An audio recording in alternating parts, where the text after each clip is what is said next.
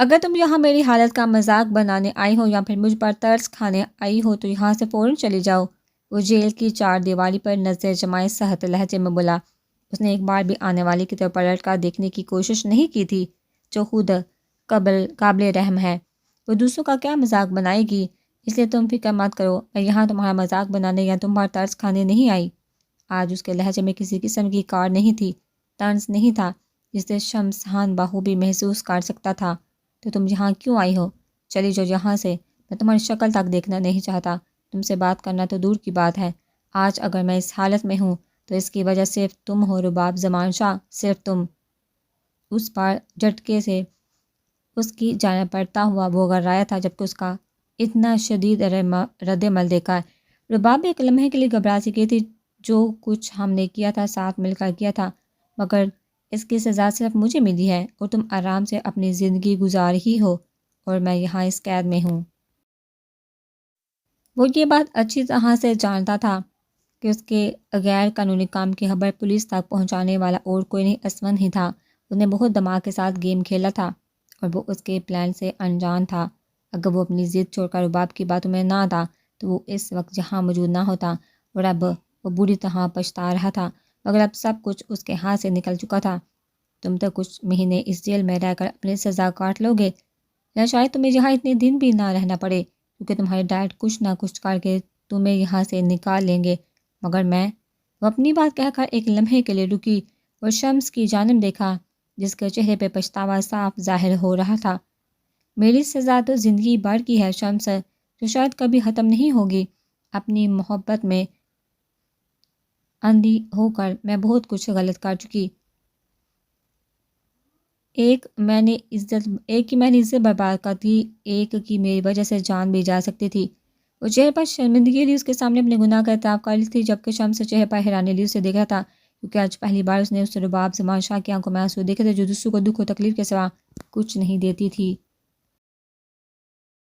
وہ چہرے پہ شرمندگی لیے اس کے سامنے اپنے گناہوں کا اعتراف کر رہی تھی، جبکہ شمس چہرے پہ حیرانی لیے اسے دیکھ رہا تھا، کیونکہ آج پہلی بار اس نے اس رباب زمان شاہ کی آنکھوں میں آنسو دیکھے تھے، جو دوسروں کو دکھ و تکلیف کے سوا کچھ نہیں دیتی تھی۔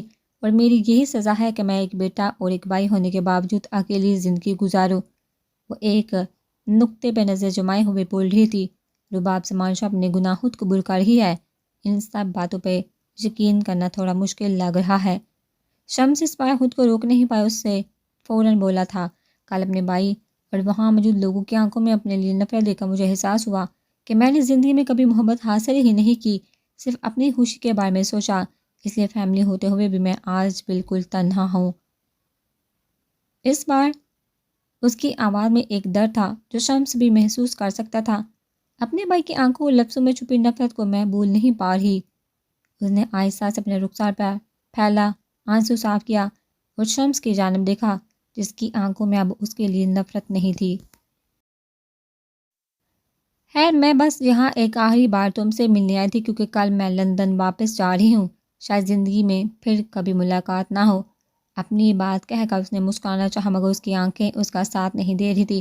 کیا تم اس بار ہمیشہ کے لیے جا رہی ہو؟ اسے رباب کی حالت دیکھ کر دکھ تو ہوا تھا، مگر وہ اسے افسوس کرنے کے علاوہ کچھ نہیں کر سکتا تھا۔ اگر میرے کسی اپنے نے مجھے معاف کر دیا تو شاید واپسی کا سوچ لوں، پر میں جو سب کے ساتھ اتنا کچھ کر چکی ہوں، اس کے بعد شاید ہی کوئی مجھے معاف کر پائے۔ وہ اپنی بات کہہ کر جانے کے لیے بیٹھی تھی، مگر شمس کی آواز پہ اس کے قدم اپنی جگہ رکے تھے۔ یہاں سے نکلنے کے بعد میں تم سے رابطہ کروں گا، آخر ہم دوست تو ہیں ہی۔ شمس کی بات پہ وہ ہولے سے مسکرا دی اور جانے کے لیے پلٹ گئی۔ شمس وہاں کھڑا اس کو جاتا ہوا دیکھتا ہے، جب تک وہ اس کی نظروں سے اوجھل نہیں ہوئی۔ 5 سال بعد کیا ہوا ہاتھ بیٹا، آپ یہاں ایسے اداس کیوں بیٹھے ہیں؟ حفصہ جو بھی کچن کے کام سے فارغ ہو کر لاؤنج میں ڈھال ہوئی ہاتھ کو صوفے پر منہ لٹکائے بیٹھا دیکھا فکرمندی سے اس کے قریب آئی تھی۔ یہ سب کیا حال بنا رکھا ہے آپ نے اپنی بکس کا، یہ سب ایسے کیوں بکھری پڑی ہوئی ہیں؟ اس کی نظر جب ٹیبل پر بکھری پڑی ہاتھ کی بکس پر پڑی تو اس بار وہ تھوڑا حیرانی سے بولی، یہ سب میں نے نہیں کیا ماما، میری بکس کا یہ حال بنانے والی اینجلز ہیں۔ وہ حفصہ کے سوال کا جواب معصومیت سے دیتا ٹیبل پر بکھری اپنی چیزوں کو اٹھانے لگا، جبکہ اس کے منہ سے اینجلز کا سن کر حفصہ گہرا سانس بھر کر رہ گئی۔ اس کی اینجلز اور کوئی نہیں، اس کی جڑواں چھوٹی بہنیں اسوا اور عروہ تھی۔ اسوا اور عروہ جو ہر وقت میں شرارتوں سے اپنے 10 سالہ بڑے بھائی کو تنگ کرتی رہتی تھی، اور ان دونوں نے ایسا کیوں کیا؟ آپ نے انہیں ڈانٹا کیوں نہیں؟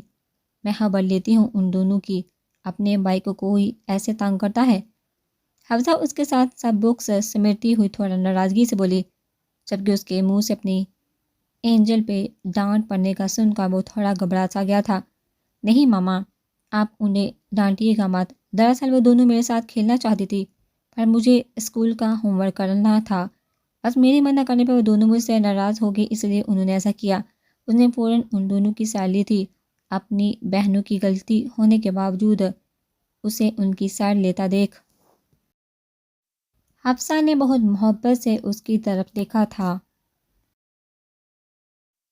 وہ اپنی چھوٹی بہنوں سے بہت محبت کرتا تھا، ان کے نہر اٹھاتا، وہ دونوں ہمیشہ اسے تنگ کرتی رہتی تھی مگر وہ اف تک نہ کرتا۔ حفصہ کو آج بھی یاد ہے جب پہلی بار اس نے اپنی بہنوں کو دیکھا، اس دن ہاتھ کی خوشی دیکھنے لائق تھی، اس کی 2 بہنوں کی فرمائش جو پوری ہو گئی تھی۔ اس دن سے آج تک وہ ایک بڑے بھائی کی طرح ان کا خیال رکھتا تھا، حالانکہ وہ ایک 10 سالہ بچہ تھا، مگر اپنی بہنوں کے لیے وہ بڑا بھائی تھا۔ اس کی اسوا اور عروہ کے لیے اتنی محبت دیکھا اسوا و حفصہ کے ساتھ ساتھ حیات صاحب کا دل مطمئن ہو جاتا تھا۔ اگر وہ دونوں کچھ غلط بھی کر دیتی تو وہ حفصہ کو انہیں کچھ کہنے نہیں دیتا تھا، آج بھی کچھ ایسا ہی ہوا تھا۔ وہ حدید کے بیٹے 2 سالہ عرصے سے بھی بہت محبت کرتا تھا، مگر حدید نے اپنا بزنس ملک سے باہر سیٹ کر لیا تھا، جس کی وجہ سے وہ اپنی بیوی اور بیٹے کے ساتھ وہیں سیٹل ہو گیا تھا۔ ہر دوسرے مہینے وہ سب سے ملنے آتے رہتے تھے۔ اچھا ٹھیک ہے، میں انہیں کچھ نہیں کہتی، اس لیے تمہیں اب انہیں چھپانے کی ضرورت نہیں۔ اس کا اسکول بیگ اچھی طرح سے سیٹ کرنے بعد وہ ادھر ادھر دیکھتی ہوئی بولی، اور 2 سیٹر صوفے کے پیچھے سے نظر آتے ننھے وجود کو دیکھ کر وہ اپنی جگہ سے اٹھ کھڑی ہوئی، جبکہ ہاتھ اسے رکتا ہی رہ گیا تھا۔ وہ دونوں شرارت کر کے اپنی ماں کی ڈانٹ سے بچنے کے لیے ہمیشہ ایسے ہی چھپ جاتی تھی۔ جب آپ دونوں کو ماما کی ڈانٹ سے اتنا ڈر لگتا ہے تو آپ دونوں اتنی شرارت کیوں کرتی ہو؟ اپنے بھائی کی بکس کیوں خراب کی آپ دونوں نے؟ وہ ان دونوں کے نازک ہاتھوں کو تھامتی ہوئی ہاتھ کے قریب صوفے پر بیٹھی اور باری باری دونوں سے سوال کرنے لگی، جو ماں کے سخت لہجے پہ ڈر گئی تھی۔ ہاتھ بھائی ہمارے ساتھ کھیلنے سے منع کر رہے تھے، اور ہمارے ساتھ کھیلنے والا اور کوئی نہیں، تو ہم کس کے ساتھ کھیلتے؟ جواب عروہ کی طرف سے آیا تھا، جو اسوا کے مقابلے زیادہ بولتی تھی۔ آپ دونوں جانتے ہیں جب ہاتھ بھائی کی ٹیچر ان کی خراب بک دیکھیں گی تو آپ کے ہاتھ بھائی کو ڈانٹ پڑے گی، آپ کو اچھا لگے گا؟ جب ان کی ٹیچر انہیں ڈانٹے گی، وہ ان دونوں کے معصوم چہروں کو دیکھتے ہوئے سوال کر رہی تھی، جس میں ان دونوں نے اپنی گردن زور زور سے نفی میں ہلائی تھی، تو آپ دونوں آئندہ ایسے نہیں کریں گی؟ چلو آپ دونوں اچھے بچوں کی طرح جلدی سے بھائی سے سوری بولو۔ ان دونوں کے رخسار پہ ہاتھ پھیرتی وہ بہت محبت سے انہیں سمجھا رہی تھی، سوری ہاتھ بھائی، ہم دونوں اب ایسا نہیں کریں گے، اب تو آپ کی ٹیچر آپ کو نہیں ڈانٹے گی۔ دونوں اپنی جگہ سے اٹھ کر ہاتھ کے سامنے آ کھڑے ہو، چہرے پہ دنیا جہاں کی معصومیت لے اسے معافی مانگنی تھی، جس پہ ہاتھ کے ساتھ حفصہ بھی نہیں، اب نہیں ڈانٹے گی۔ وہ باری باری دونوں کے پھولے ہوئے گالوں کو چومتا ہوا بولا تو دونوں کے چہرے خوشی سے کھل اٹھتے تھے۔ اچھا ماما، ہم کھیلنے جا رہے ہیں بھائی، جب آپ کا کام ہو جائے تو آپ بھی ہمارے ساتھ کھیلنے آ جانا۔ معافی ملتے ہی دونوں وہاں رکی نہیں، اپنی بات کہتی تیزی سے وہاں سے نکل گئی، جبکہ حفصہ انہیں آواز دیتی رہ گئی تھی، بہت شرارتی ہوتی جا رہی ہیں دونوں، میری تو سنتی ہی نہیں۔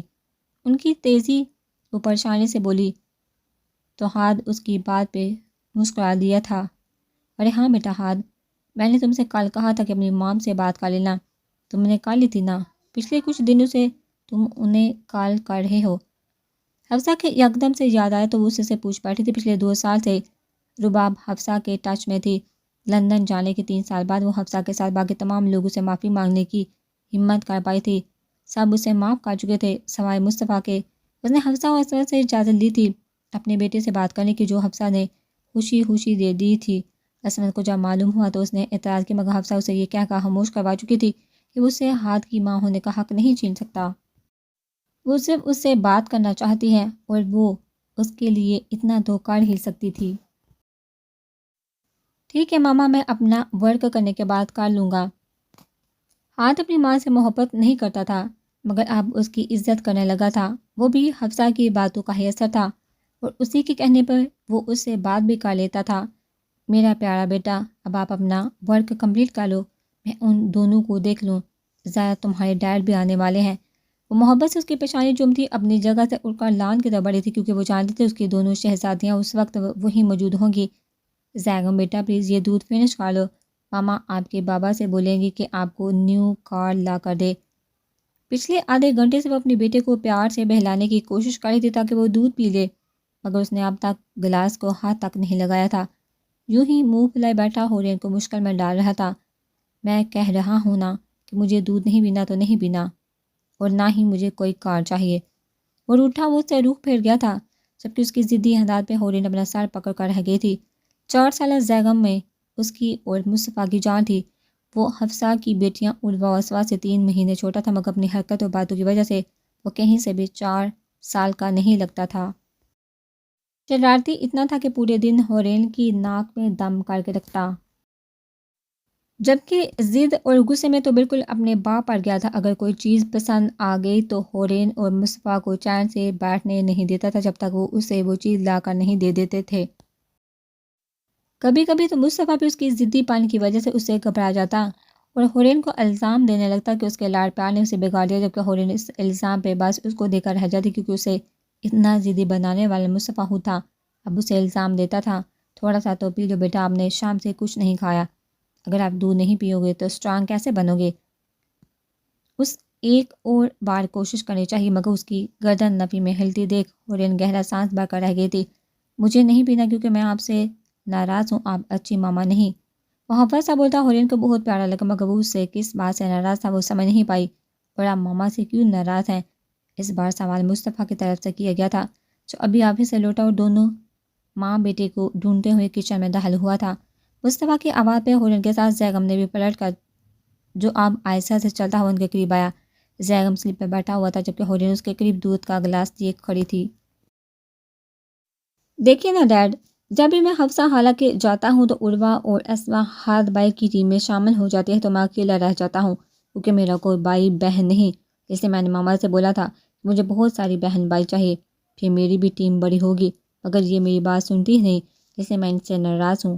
وہ چہرے پہ معصومی علی اسے تفصیل سے اپنی پریشانی بتا رہا تھا۔ اس کی بات پہ جہاں مصطفیٰ نے اپنی مسکراہٹ کو بامش کر روکا، وہیں دوسری طرف اس کی پوری بات سمجھ آنے پہ ہورین نے ایک گہرا سانس ہار کیا تھا۔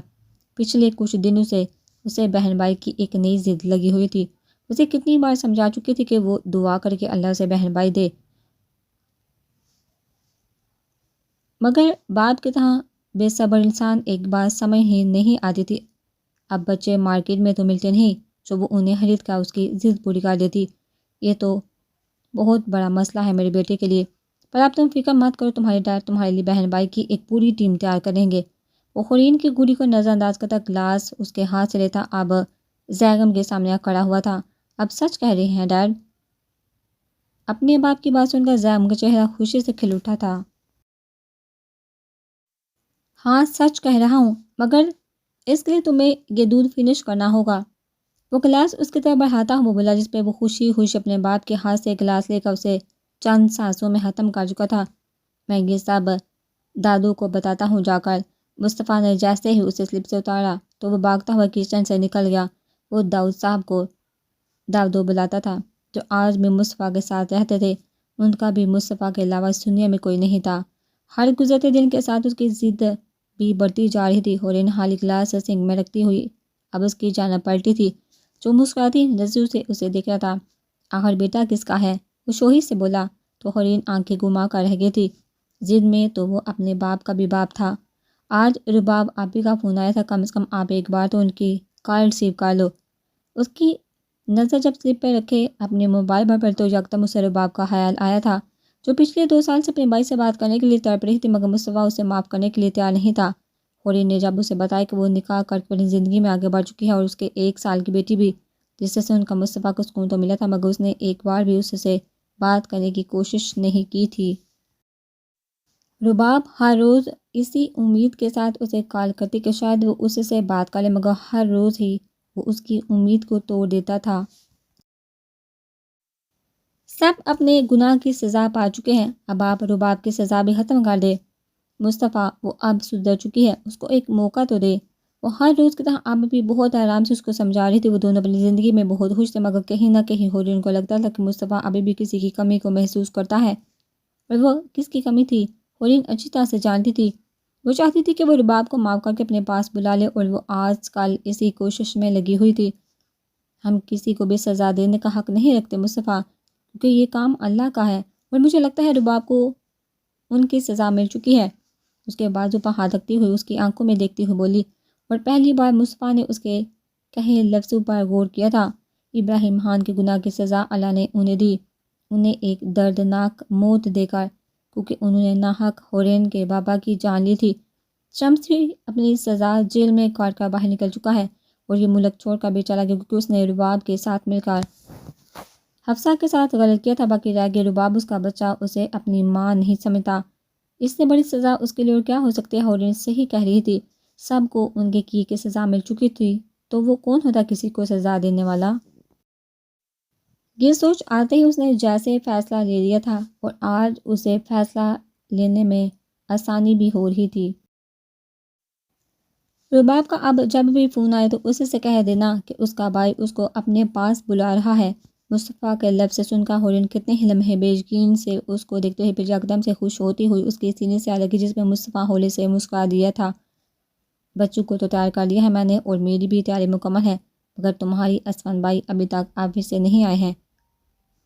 وہ موبائل پہ ہولے سے بات کرتے ہوئے آئینے کے سامنے آ کھڑی ہوئی، اور ڈریسنگ ٹیبل سے لپسٹک اٹھا کر اپنے ہونٹوں پر لگی ریڈ لپسٹک کو مزید ڈارک کرنے لگی۔ اچھا ٹھیک ہے، تم بھی جا کر زیغم کو تیار کر لو، چلنے سے پہلے میں تمہیں کال کر دوں گی، سب لوگ وہاں ایک ساتھ جا کر ہارون بھائی کو سرپرائز دیں گے۔ وہ دوسری طرف ہورین کو ہدایت دیتی کال کٹ کر چکی تھی۔ آج ہارون کی شادی کی دوسری سالگرہ تھی۔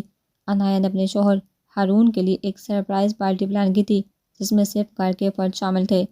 کال کر کے پوچھ لیتی ہوں آخر آج اتنی دیر کیوں ہو گئی ہے؟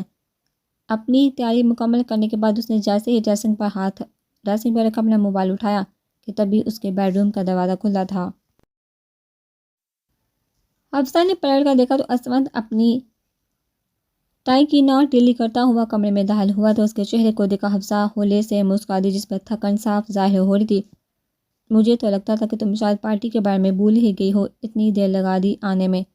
وہ اپنی ساڑی سنبھالتی ہوئی اس کی طرف بڑھی تھی۔ اسود جو ٹیبل پہ اپنا لیپ ٹاپ اور آفس بیگ رکھ رہا تھا، حفصہ کی آواز پہ اس کی طرف متوجہ ہوا۔ انہوں نے گردن موڑ کر دیکھا تو اس کی نظروں نے پڑھنے سے انکار کر دیا تھا۔ ڈارک اور ریڈ کلر کی ساڑی میں اس کا حسن دبک رہا تھا، دہک رہا تھا، بالوں کو جوڑے کی شکل میں قید کیا ہوا تھا، ہاتھوں میں بڑی بڑی لال چوڑیاں اسود کے جذبات میں ہلچل مچا رہی تھی۔ وہ کتنے ہی لمحے دم بہت کھڑا بس اس کو تکتا رہا تھا۔ مجھے لگتا ہے آج پارٹی کے بارے میں بھولنا ہی پڑے گا، اور تم بھی بھول جاؤ کہ آج کوئی پارٹی بھی ہے۔ اس کو گہری نظر سے دیکھتا ہوا اس کے قریب بڑھا تھا، جبکہ حفصہ اس کی باتوں کا مطلب سمجھے بغیر اس کے الفاظ سن کر حفصہ حیرانی سے اس کی طرف دیکھنے لگی تھی۔ ایسے کیسے بھول جاؤ؟ عنایہ نے اتنی تیاری کی ہوئی ہے وہاں پر، امی بھی ہمارا انتظار کر رہے ہیں، اور تم کہہ رہے ہو کہ ہم پارٹی بھول جائیں؟ وہ اب اس کی طرف دیکھ کر ناراضگی سے بول رہی تھی۔ حفصہ کو لگ رہا تھا کہ شاید وہ تھکا ہوا ہونے کی وجہ سے جانے سے منع کر رہا ہے، جبکہ اسود بڑے مزے سے کل اپنی بات کی وجہ سے اس کے بکھرے ہوئے تیور دیکھ رہا تھا۔ اس کا یوں سکون سے دیکھنا حفصہ کو غصہ دلا گیا تھا۔ اگر تمہیں نہیں جانا ہے تو مت جاؤ، میں بچوں کو لے کر چلی جاتی ہوں، بے فکر ہو وہاں پر، میں تمہارا نہ آنے کا کوئی نہ کوئی بہانہ بنا دوں گی۔ اس کی خاموشی پر وہ اس بار غصے سے کہتی وہاں سے جانے کے لیے جیسے ہی آگے بڑھی، اسود اتنی ہی تیزی سے اس کو کمر سے پکڑ کر روک چکا تھا۔ کیا تم میری بات سمجھے بغیر غصہ ہو گئی؟ وہ اپنی دونوں بازو اس کی نازک کمر کے گرد حل کر اسے خود سے قریب کر چکا تھا۔ میرے کہنے کا یہ مطلب تھا کہ آج تم اتنی اچھی لگ رہی ہو کہ میرا دل کر رہا ہے کہ پارٹی میں جانے کی بجائے ہم یہیں بیڈ روم میں اپنی پارٹی کرتے ہیں نا؟ وہ شوہی سے کہتے اس کے چہرے پر کوئی شرارت کرنے کے لیے جھکا ہی تھا، مگر حفصہ اس کا ارادہ بام کا اس کے چوڑے سینے پر ہاتھ رکھتے اسے روک چکی تھی۔ نہیں ہرگز نہیں، تم جاؤ، جلدی جا کر تیار ہو جاؤ۔ ہورین کا 2 بار فون آ چکا ہے، اس کے پلان پہ پانی ڈالتی وہ اسے ہری جھنڈی دکھا چکی تھی، مگر وہ کتنی ظالم بیوی ہو یار تم، ایک تو تمہیں اتنا تیار نہیں ہونا چاہیے تھا، اب تم ہی بتاؤ میں وہاں خود پہ کیسے قابو رکھ پاؤں گا؟ وہ بے جارکی سے بولا تو اس کی بات پہ حفصہ نے بہت مشکل اپنی مسکراہٹ کو روکا تھا۔ سمجھ تم دن بہ دن بے شرم ہوتے جا رہے ہو، کچھ تو شرم کیا کرو، 3 بچوں کے باپ ہو۔ انہیں جیسے اسے اپنی طرف سے شرم دلانے چاہی تھی، وہ ایسا ہی اپنی باتوں حرکتوں سے حفصہ کو تنگ کرتا رہتا تھا۔ اس کی شرارتوں پہ بس اس کو گور کر رہ جاتی تھی۔ 3 کیا، اگر 10 بھی بچے ہوں گے تو بھی میں اپنی بے شرمی کام نہیں کرنے والا۔ اس کے بلازو کی ڈوری سے کھیلتا ہوا شرارت پہ آمادہ تھا۔ اس کی ڈوری کو کھولتا اب اس کی ساہی دار گردن پہ جہاں بجہاں اپنا لمس چھوڑنے لگا تو حفصہ نے گھبرا کر اپنا آپ اسے آزاد کروانا چاہا، مگر وہ اپنی گرفت مزید سخت کر چکا تھا۔ اسمن پلیز چھوڑیں مجھے، ہمیں دیر ہو رہی ہے۔ اس کی بڑھتی جسارتوں پہ وہ بامشکل بول بالی تھی، مگر وہ اس کی حالت سے محظوظ ہوتا۔ اب اس کی بیوٹی بون پہ اپنے لب رکھ چکا تھا، اس کی گردن پہ جھکا خود کو اسے رب کر رہا تھا۔ حفصہ کو اسے روکنا مشکل لگ رہا تھا۔ اسمن پلیز، ہمیں پہلے ہی دیر ہو چکی ہے، اب مزید دیر مت کرو، وہ اپنی پھولی ہوئی سانسوں کے درمیان بولی۔ تو اس بار اس کی آواز سنتا وہ اس سے دور ہوا تھا۔ ایک شرط پہ جاؤں گا، تمہیں مجھے اچھی سی کس کرنی ہوگی تاکہ مجھے انرجی مل جائے خود کو قابو میں رکھنے کی۔ اس کی سرخ لبوں پہ نظریں جمائے بولا، جنہیں چھونے کے لیے اس کا دل باغی ہو رہا تھا۔ اسمن تمہیں مجھ پر رحم نہیں آتا کیا؟ وہ رونی صورت بناتی ہوئی بولی، مگر وہ بھی اسمن تھا، اس کی باتوں میں آنے والا نہیں تھا۔ لیکن تم نہیں کر رہی ہو تو میں خود ہی کر لیتا ہوں۔ اس کے احتجاج اور گوری کو نظر انداز کرتا اس کے لبوں پہ اپنے لب رکھتا بقول اس کے اپنے اندر انرجی سٹور کرنے لگا۔ ایک ہاتھ اس کے رخسار پر رکھ کے دوسرے ہاتھ سے اس کی کمر پہ اپنی پکڑ سادھی کیے وہ اس کی سانسوں کو خود میں قید کیے ہوئے تھا۔ اس کی لپسٹک کو اچھی طرح سے خراب کرنے کے بعد وہ اس سے دور ہوتا چہرے پر مسکراہٹ لیے اسے دیکھ رہا تھا۔ اسمن تم بہت برے ہو، تمہیں تو میں۔ اس سے پہلے حفصہ اس کے سینے پر مکہ مارتی، اس کے 3 بچے دروازہ کھولتے اندر داخل ہوئے تھے۔ ماما ڈیڈی کب آئیں گے؟ ہم لوگ کب سے ان کا انتظار کر۔ ہاتھ اپنی دونوں بہنوں کے ہاتھ تھامے ہوئے بولتا ہوا اندر داخل ہوا، مگر اپنے باپ پہ نظر پڑتے ہی اس کا باقی کا جملہ منہ میں رہ گیا تھا۔ سب کے اپنے 3 بچوں کو ایک ساتھ دے کر اسمن کے چہرے پر ایک خوشگوار خوبصورت مسکراہٹ پھیل گئی تھی۔ ان 3 کو جب بھی دیکھتا تھا اللہ کا شکر ادا کرتا تھا جس نے اسے اولاد جیسی نعمت سے نوازا تھا۔ ماما آپ کے چہرے پہ لپسٹک لگی ہے، آپ کو اچھے سے لپسٹک لگانی نہیں آتی؟ حفصہ جو ہاتھ کو کوئی جواب دینے لگی تھی، عروا کی بات پہ اس کا چہرہ شرم سے شروع ہوا، جبکہ اسمن مسکراتا ہوا اپنی دونوں بیٹی کو گود میں اٹھا چکا تھا۔ بیٹا آپ کی ماما آپ اب کوئی کام ٹھیک سے نہیں کرنا آتا، انہیں تھوڑا سکھانا پڑے گا۔ وہ شرارت سے اس کی طرف آنکھ دباتا ہوا بولا تو حفصہ نے اسے گھور کر دیکھا تھا۔ تم مجھے بعد میں سکھا دینا، پہلے جا کر تم تیار ہو جاؤ، ہم پہلے ہی تمہاری وجہ سے کافی لیٹ ہو چکے ہیں۔ وہ عروا اور اسما کو بار بار اس کی گود سے اتار کر اسے واش روم کی طرف دھکیلنے لگی، جبکہ اس کی شرارت پہ اس کی حرکت پہ اسمن ارے ہی کرتا رہ گیا، مگر حفصہ نے اسے واش روم بھیج کر ہی دم لیا۔ جبکہ ماں کی حرکت پہ دونوں بچے کھل کر ہنس دیے تو حفصہ نے بھی شرارت سے